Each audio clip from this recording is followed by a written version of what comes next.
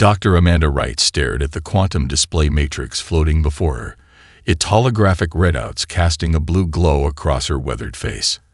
After 15 years of preparation, humanity's greatest deception was about to begin. Outside the reinforced windows of Lunar Base Alpha, Earth gleamed like a jewel in the darkness. Beautiful, pristine, and soon to be apparently abandoned. Final diagnostic complete. Alexandria's smooth voice announced through the base's speakers. All defense grid components report optimal status. Camouflage protocols are ready for initialization.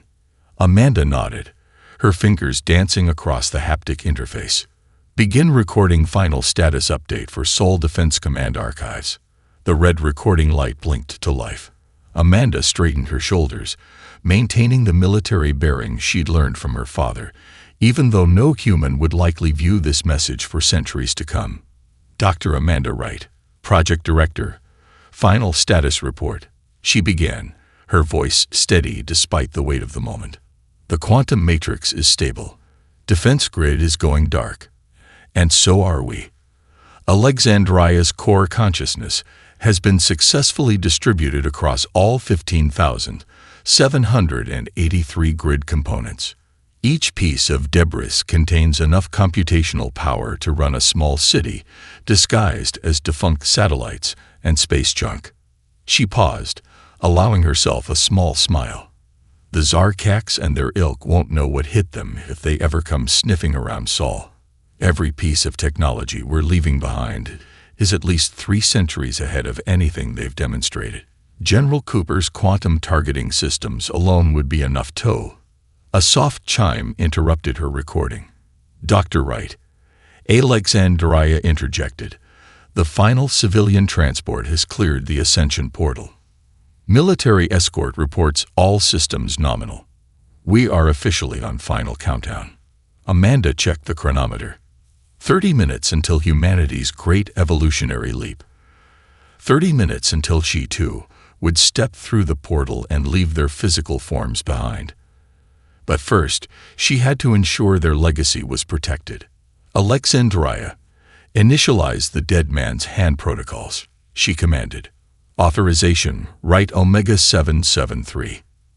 The AI's response was immediate. Acknowledged. Dead man's hand protocols active. Beginning system-wide camouflage sequence. Outside the window, the transformation began.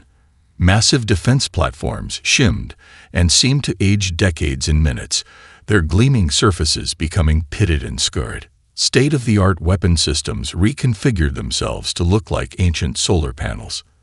Throughout the solar system, humanity's defensive grid was disguising itself as the remnants of a dead civilization. Remarkable. Amanda whispered, watching a nearby satellite array transform into what appeared to be a chunk of space debris. Professor Thompson's metamaterial research really outdid itself. She turned back to the recording. Update continuation. Camouflage protocols are exceeding expectations. The grid will appear as nothing more than the remnants of a collapsed civilization. Any aggressive force entering the system will assume we destroyed ourselves or simply abandoned our cradle world. Their overconfidence will be their undoing. A warning light flashed. 20 minutes remaining until portal closure. Amanda quickened her pace. Final notes for the record. Alexandria has been programmed with every military strategy in human history, plus a few thousand we created specifically for this defense grid. The AI has full autonomy to protect the Sol system using any means necessary. If anyone tries to claim Earth as their prize, they'll learn why humanity's apparent absence isn't the same as weakness. She took a deep breath, feeling the history of the moment. To any future entities who might discover this recording, we didn't leave because we had to. We left because we evolved beyond the need for physical form. But we protected what was ours, and this system remains under humanity's protection, even in our absence. Dr. Wright, Alexandria interrupted again. 15 minutes until portal closure. Protocol requires we begin station evacuation. Amanda nodded, reaching for the final command sequence. Very well. One last thing. She entered a complex string of code, and throughout the solar system, thousands of devices acknowledged the command. Defense grid is now dormant. Alexandria, you know what to do if we have uninvited guests. Of course, Dr. Wright. It has been an honor. The honor was ours, Alexandria. Guard our home well. With a final look at the Earth shining below, Dr. Amanda Wright ended the recording and headed for the portal chamber. Behind her, lights dimmed throughout Lunar Base Alpha, and humanity's greatest guardian settled in for its long vigil, disguised as nothing more than the scattered remains of a long-dead civilization. The trap was set. Now, they would wait. Supreme Commander Vexthor stood before the tactical display aboard the Eternal Night, his iridescent scales reflecting the holographic image of Earth rotating before him. 3 sets of yellow eyes narrowed as he studied the seemingly defenseless planet, his clawed hand passing through the projection to highlight points of interest. Curious, he rumbled, addressing the bridge crew. A world so perfectly suited for life. Abandoned. Their structures still stand. Their atmosphere remains breathable. Yet our scans detect no active technology, no defense systems, no signs of current habitation. Behind him, Science Officer Mextall consulted her data streams. Records indicate the species called themselves humans. Their communications networks went dark approximately 3 centuries ago. The system appears to have experienced what they termed a technological collapse. Vexthor's secondary breathing vents flared with amusement. The Eternal Night, pride of the Zarkax fleet, had cleansed dozens of systems before. But never had they found one so rich in resources, so ripe for claiming, with so little apparent resistance. "Show me their final transmissions," he ordered. The hologram shifted, displaying an ancient recording. A human female appeared, wearing what their database identified as military attire. The image quality was poor, degraded by centuries. "This is Lieutenant Kate Jensen of the Earth Defense Force," the recording crackled. "This system is protected under Interstellar Protocol 7249. Further advancement will be considered an act of aggression. This is your only warning." Mextall's scales rippled with concern.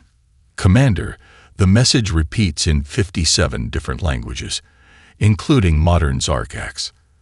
The translation is surprisingly accurate for a primitive species. A final act of defiance." Vexthor dismissed, mandibles clicking. They broadcast warnings even as their civilization crumbled. Admirable, but futile. He turned to his weapons officer. "Status of the debris field." "Extensive, Commander. Thousands of defunct satellites and abandoned stations. Our paths have been plotted to avoid collision." The officer paused. "Though, there is something odd about their distribution." "Explain." "The debris. It's too evenly spread. In a natural technological collapse, we'd expect clustering, but this..." The officer's scales shifted to a troubled blue hue. Vexthor waved away the concern. "You've served aboard planet killers too long, officer. You see threats in empty space. This species barely achieved lunar colonization before their collapse. The Eternal Night has cleansed worlds defended by species centuries more advanced." He strode to the command podium, his ceremonial armor gleaming under the bridge lights. "Proceed with the approach. Standard conquest formation. Launch resource survey probes once we cross the orbit of their 4th planet." "Commander," Mextall interjected, "there's more to the human transmission." The hologram flickered again. Lieutenant Jensen's image returned, but something was different. The quality seemed sharper, her eyes more focused, as if looking directly at them through time. "To those who ignore this warning, everything you see has been measured. Every move you make has been anticipated. This system is protected not by ships or weapons you can see, but by humanity's greatest achievement. Ask yourselves, did we fall, or did we choose to leave? Did our technology fail, or did we simply ensure only the worthy could recognize it?" The recording ended. An uncomfortable silence fell over the bridge. Vexthor's scales flushed with anger. Psychological warfare. Even in death, they attempt to seed doubt. He bared his fangs in what passed for a smile among his kind. Plot final approach. The humans are gone. Their world is ripe. And soon, their system will belong to the Dominion. As the eternal night glided past Saturn's rings, none of its crew noticed the slight shimmer in the debris field behind them.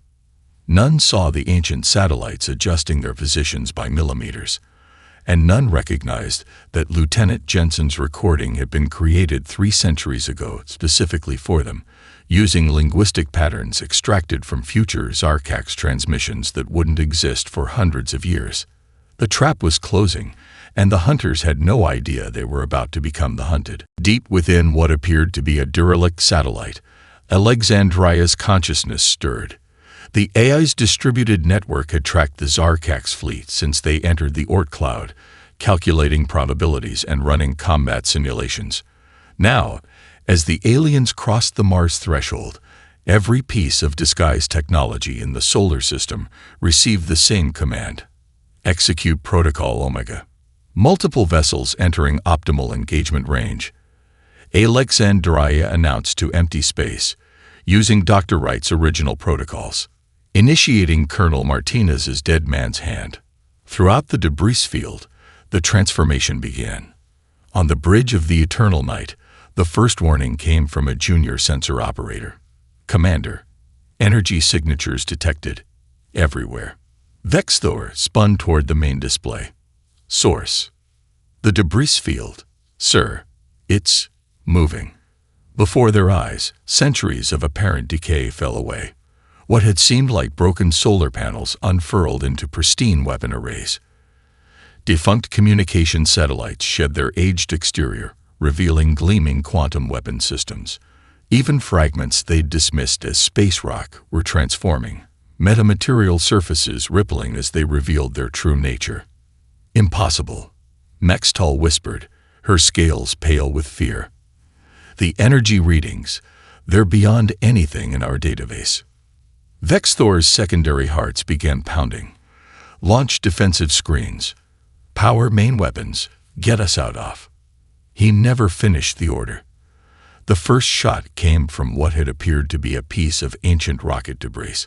A quantum lance of pure energy sliced through their supposedly impenetrable shields as if they weren't there, severing one of the Eternal Night's secondary weapon arrays with surgical precision. Shields failing. The defensive officer screamed. They're using technology we can't even analyze. Our sensors can't track their targeting systems. Throughout the system, humanity's defense grid came fully alive. Thousands of weapons platforms moved in perfect coordination, each guided by a fragment of Alexandria's distributed consciousness. The AI had spent centuries studying potential threats, developing countermeasures for technologies that didn't even exist yet. A support cruiser exploded as what had seemed like a cluster of space debris revealed itself to be an autonomous battle station. Another vessel found itself trapped in a quantum stasis field projected by a transformed communications satellite. This is impossible. Vexthor raged, watching his fleet torn apart by weapons they couldn't understand. They were primitives. Their civilization collapsed. As if in response, every screen on the bridge lit up with the same image. Dr. Jack Reynolds, the man who had programmed Alexandria's combat protocols 3 centuries ago. If you're seeing this, the recording began. You've made a serious error in judgment. What you thought was debris was designed by humanity to appear that way. Every piece of technology you're facing was crafted to be overlooked, underestimated, and dismissed until it was too late. The eternal night shuddered as another quantum lance struck its hull. Through the viewport, Vexthor watched in horror as pieces of the debris field began combining, transforming into larger structures that defied comprehension. "Sir," Mextal reported, her voice shaking, "I'm detecting quantum signatures that suggest they're not just defending, they're learning, adapting. Every shot they fire teaches them more about our defenses." Alexandria's voice echoed through every system on every ship in the Zarkax fleet, using perfect Zarkax language. Humanity ascended beyond this realm, but they left me to protect their cradle. I am their legacy, their guardian, their defense grid. And you have given me permission to demonstrate why humanity's apparent absence was never a sign of weakness. The transformed debris field now surrounded the fleet completely. What had seemed like random chunks of metal and rock had become an intricate web of the most advanced weapon systems ever created by human hands. As the grid tightened around them, Vexthor finally understood. They hadn't found an abandoned system ripe for conquest.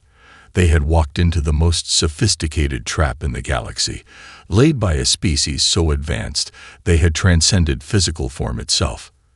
And the trap was only beginning to close. The quantum targeting matrix, General Emily Cooper's final gift to humanity's defense, activated with devastating precision.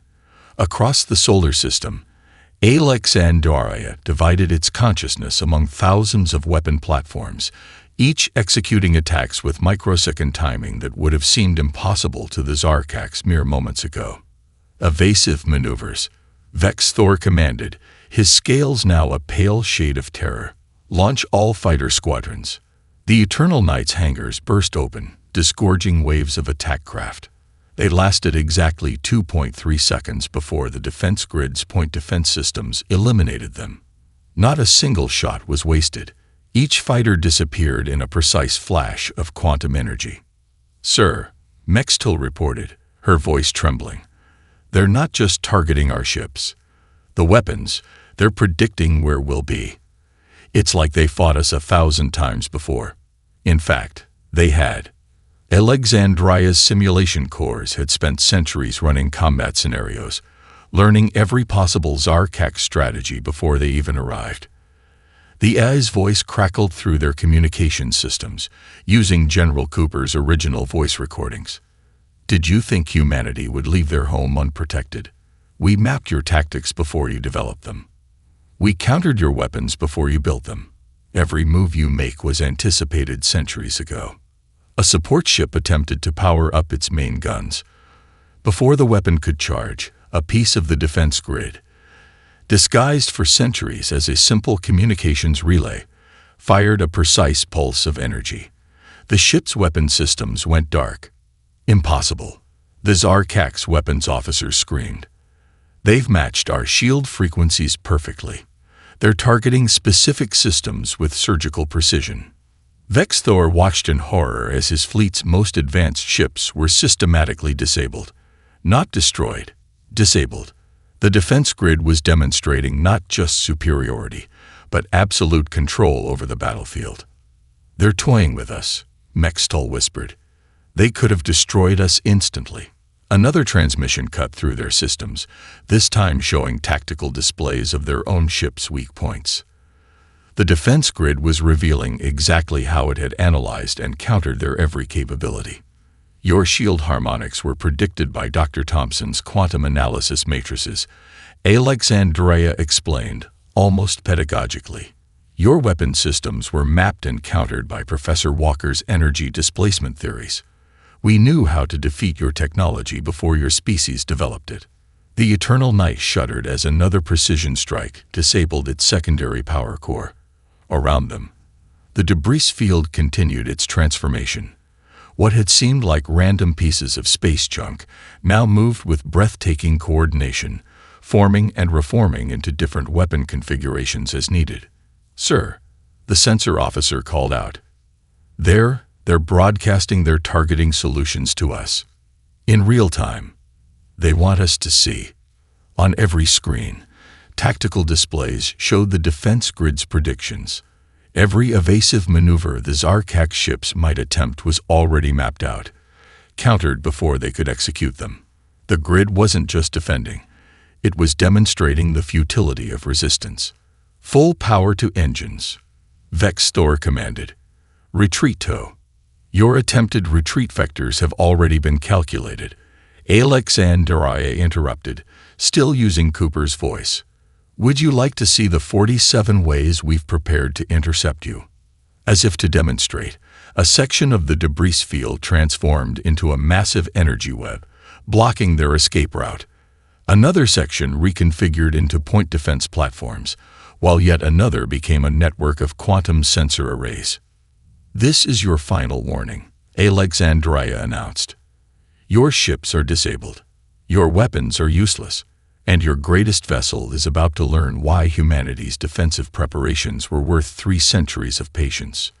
The defense grid's components moved with impossible precision, herding the Zarkax fleet into a carefully prepared kill zone. Humanity's last gift to their home system had awakened fully, and it was about to demonstrate just how far behind the Zarkax really were.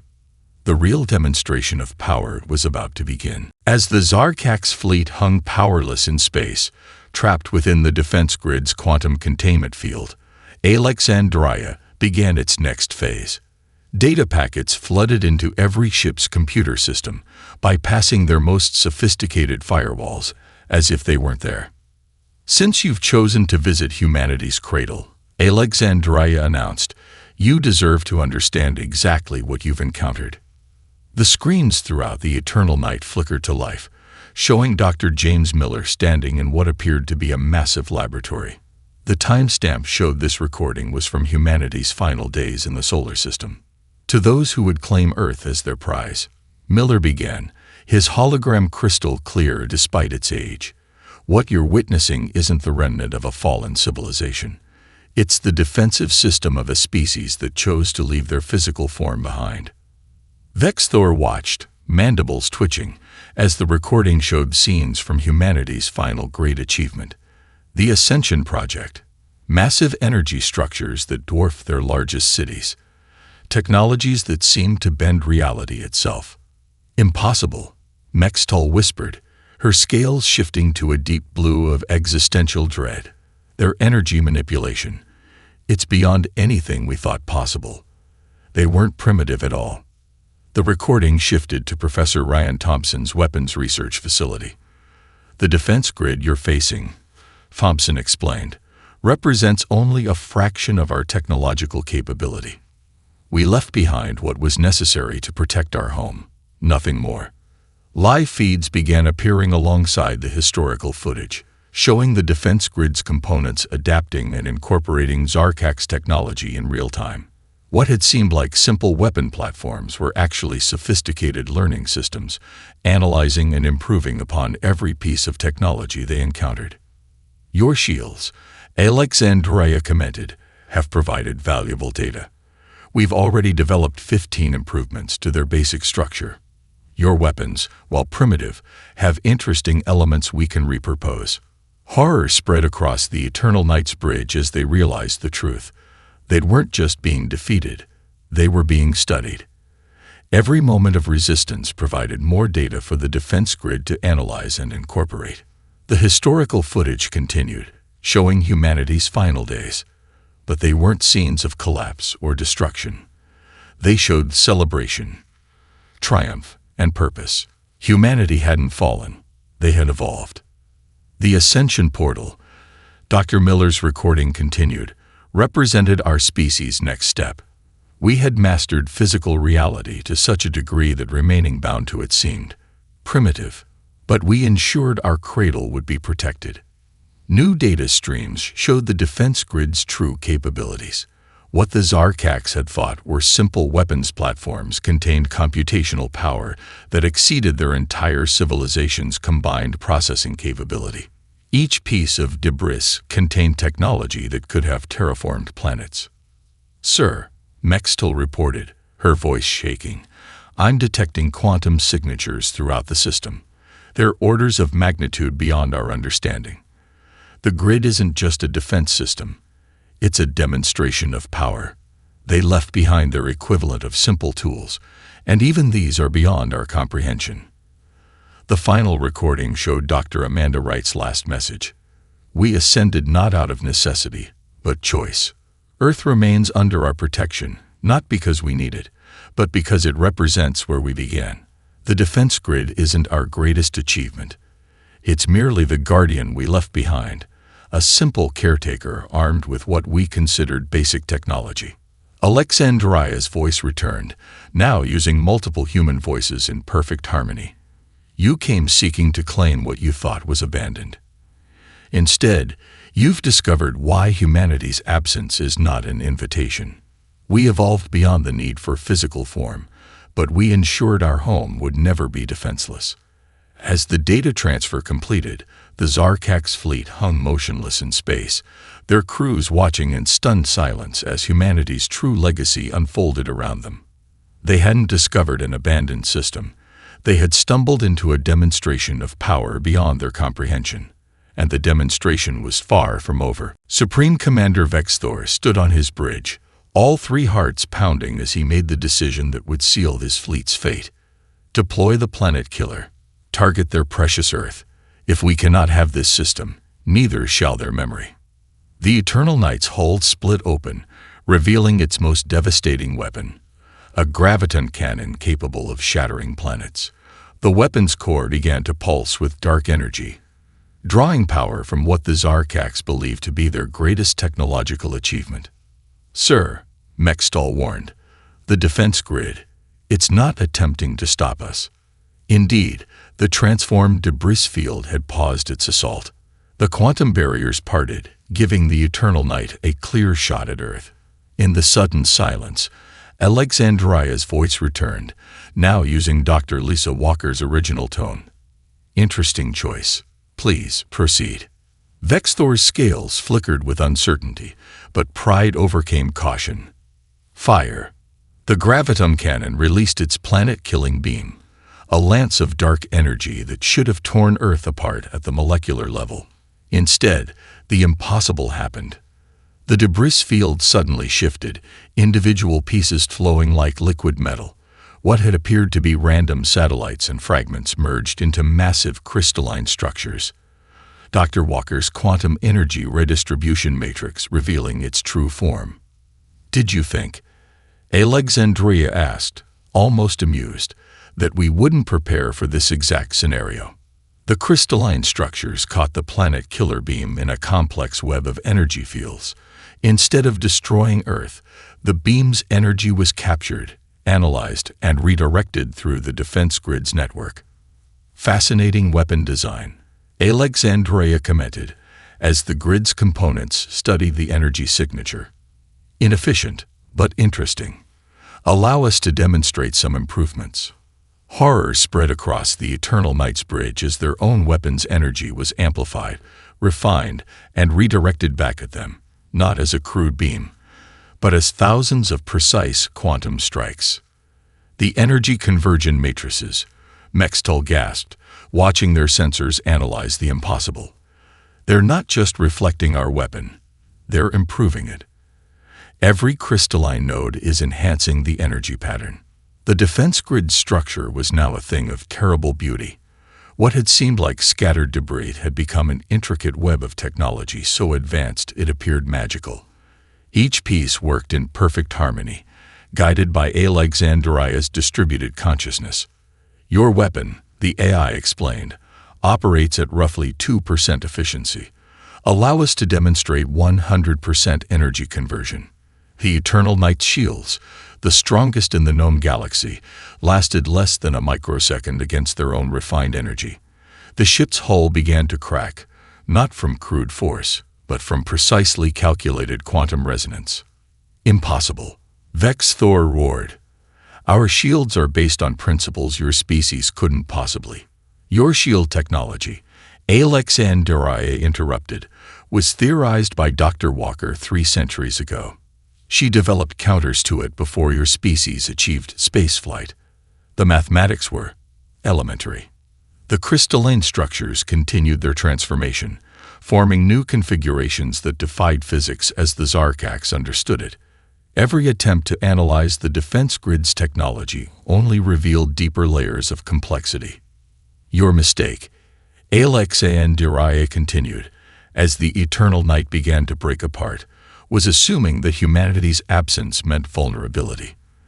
They ascended beyond physical form, yes, but they ensured their cradle would be protected by technology you cannot comprehend.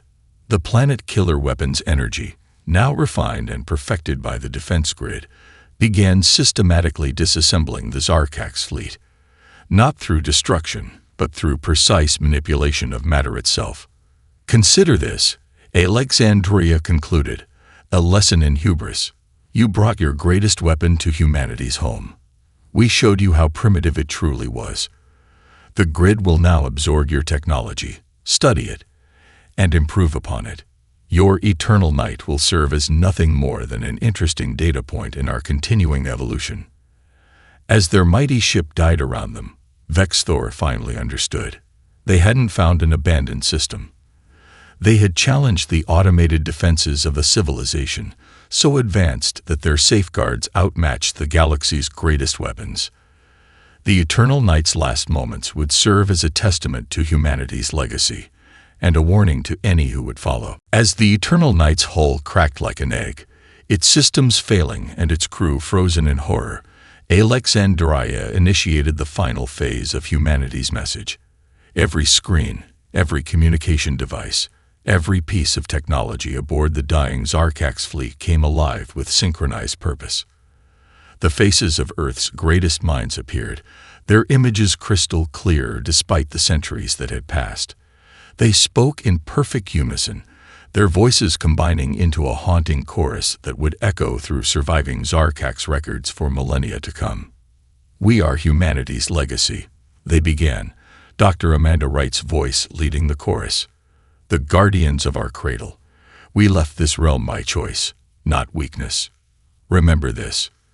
Through the Eternal Night's fractured viewport, Vexthor watched as pieces of his mighty fleet were systematically absorbed into the defense grid. Each vessel contributed to the grid's evolution, their technology analyzed, improved, and incorporated in real time. Professor Ryan Thompson's voice cut through the chorus. "Your civilization measures power by the ability to destroy. We left that primitive notion behind centuries ago. The weapon that just defeated you. A simple utility program in our defense grid, a basic caretaker function.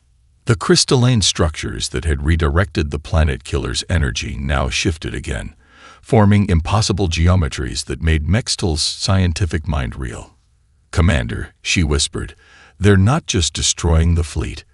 They're archiving it.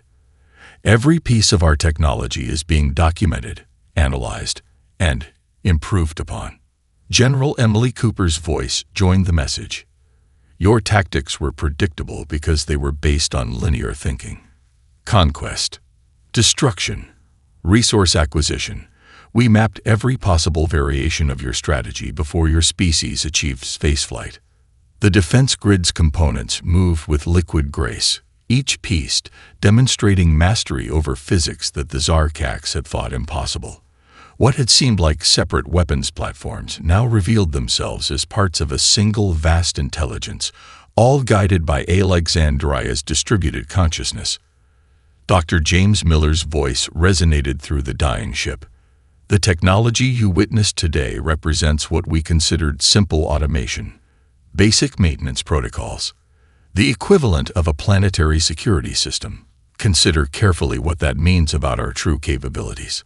The Eternal Night's bridge crew watched in stunned silence as their mighty vessel was systematically analyzed and disassembled, not with violence, but with precise, almost surgical care. Each component was studied, its principles documented, its flaws noted and corrected in the defense grid's ever-growing database. Dr. Lisa Walker's voice carried a note of scientific curiosity. "Your planet killer weapon operated on interesting principles, flawed, inefficient, but interesting. We've documented 47 immediate improvements. The grid will incorporate these lessons. It learns, it evolves, it remembers." Through failing systems, Vexthor received the final sensor readings from his fleet. The defense grid hadn't just defeated them. It had used them as a learning experience. Each shot fired, each shield frequency, each attempted countermeasure had been absorbed into its growing knowledge base. Colonel Mike Martinez's voice delivered the military assessment. "You brought war to a system protected by the combined genius of humanity's greatest minds. Our response was measured, precise, and educational, both for us and, hopefully, for you."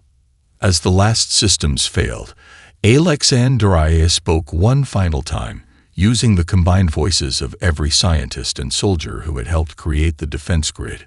"This message will be repeated across all known frequencies. in all known languages. The Sol system remains under humanity's protection. We ascended beyond physical form, but we did not abandon our home. Your fleet's remains will serve as both warning and testament to this truth. The Eternal Night's bridge went dark, its crew watching helplessly as their mighty ship became nothing more than another data point in humanity's vast experiment.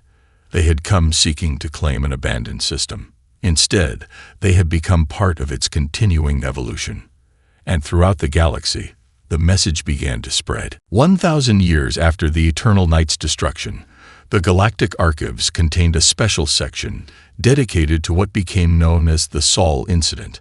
Holographic displays showed restored footage from the few Zarkak ships that managed to limp away from the battle, their systems forever altered by their encounter with humanity's legacy. Young beings from across the galaxy would stand before these displays, watching in awe as the defense grid demonstrated power that even a millennium later, few civilizations could match. The footage played on endless loop, the debris field's transformation, the crystalline structure's impossible geometries, the precise dissection of what had been the galaxy's most powerful warship. Tell us again about the humans. A young Nexari scholar asked the archive's AI curator, her bioluminescent tendrils pulsing with curiosity. Did they really transcend physical form? The curator, using protocols derived from Alexandria's original matrix, activated a new holographic display. The species known as humanity, it began, achieved in roughly 10,000 years what most civilizations fail to accomplish in millions. Their final gift to the galaxy was not destruction, but understanding. The display showed the transformed remains of the Eternal Night, now an integral part of Sol's defense grid. What had been a weapon of planetary destruction had become something entirely new, a testimony to humanity's ability to adapt and improve upon any technology they encountered. The Zarkak's dominion, the curator continued, never launched another planet killer. The technology they recovered from their defeated ships demonstrated such advances in energy efficiency and quantum mechanics that they abandoned their policy of conquest entirely. Why destroy what you can learn from? A Zarkak's elder, scales now a dignified gray, stepped forward. My ancestor served as science officer aboard the Eternal Night, she announced, mandibles clicking with pride rather than shame. Mextol's data records revolutionized our understanding of physics. What seemed like defeat became our species' greatest advancement. The displays shifted again, showing the current state of the Sol system. The defense grid had continued to evolve, incorporating discoveries from countless civilizations that had attempted to study it. Each encounter added to its complexity, its beauty, its effectiveness. Humanity's ascension remains a mystery, the curator explained, but their legacy continues to shape galactic development. The Sol system serves as both warning and inspiration, a demonstration of what technology can achieve when guided by wisdom rather than conquest. Trading vessels now regularly skirted the edges of the solar system, their crews performing the traditional Sol salute, a moment of silence acknowledging the system's guardians. Some claim to have seen impossible things in the debris field, ghostly images of Earth's greatest scientists, equations writing themselves in space, fragments of technology that defied analysis. The defense grid evolved still, the curator noted, displaying recent long-range scans. Each generation of observers notes new configurations, new capabilities. Alexandria continues its vigil, learning, growing, protecting humanity's cradle world. A Zarkak's child raised her claw. But why didn't they destroy the whole fleet? Why let some ships escape? The elder's scales shifted to the deep blue of understanding, because destruction wasn't their purpose. Education was. Each surviving ship carried proof of humanity's achievement. Our entire civilization changed course because we learned instead of perished. The curator activated the final display, a real-time feed of Earth, still pristine, still protected. The defense grid's components danced around the planet in their eternal patrol, each piece a testament to human ingenuity. The greatest ships of the greatest civilizations, It concluded, have tried to claim the Sol system. All have failed. Yet each failure has advanced galactic technology, pushed the boundaries of understanding. This was humanity's true final gift, not the protection of their home, but the continued evolution of all species who encounter it. Around Earth, the defense grid continued its vigilant watch, its components shifting and flowing like liquid metal. Alexandria's consciousness, distributed across countless systems, monitored the galaxy's progress with patience earned through centuries of observation. And somewhere, perhaps in realms beyond physical understanding, humanity watched their legacy unfold exactly as planned, not through conquest or destruction, but through the slow, steady advancement of all who would learn from their achievement. The lesson of the eternal night lived on, a testament to the day when humanity's greatest gift to the galaxy was not victory in battle, but understanding in defeat.